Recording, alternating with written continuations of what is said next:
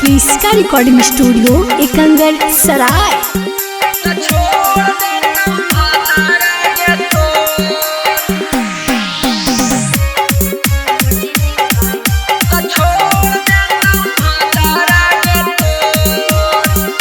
Presented by Kriska films.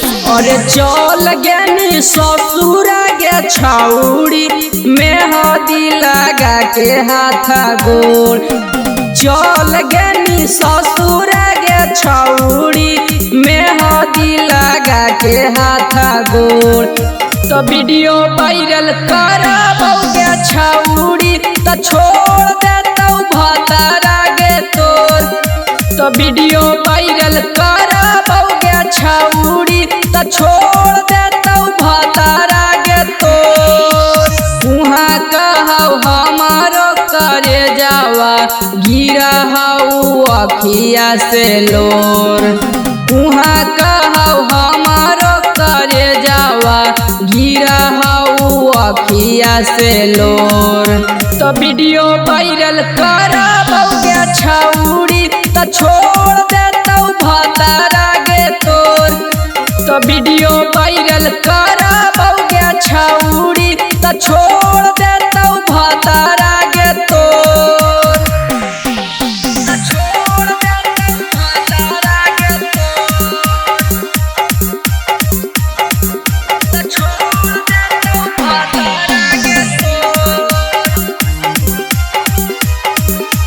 छोड़ देतौ भतारा गे तोर। हमनी के रहै छौड़ी बचपन वाला प्यार गे घोप देनी दिलावा में लोहा वाला तार गे। हमनी के रहै छौड़ी बचपन वाला प्यार गे घोप देनी दिलावा में लोहा वाला तार गे। याद बड़ी आवो गे छौड़ी जमीला हनी 4 बजे भोर। याद बड़ी आवो गे छौड़ी जमीला हनी 4 बजे भोर। तो वीडियो वायरल करबौ गे छौड़ी तो छोड़ देतौ भतारा गे तोर। तो वीडियो वायरल करबौ गे छौड़ी तो छोड़ देतौ भतारा गे तोर। छोड़ देतौ भतारा गे तोर। छोड़ देतौ भतारा गे तोर।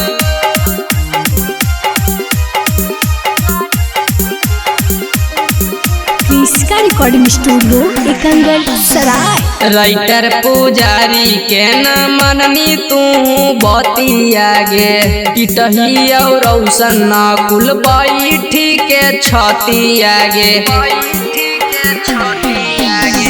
राइटर पुजारी के न मननी तू बतिया गे पिटही और रौशन कुल बैठी के छतिया गे। परतौ बजड़वा गे छौड़ी जे हमारा से लेनी मुहा मोड़।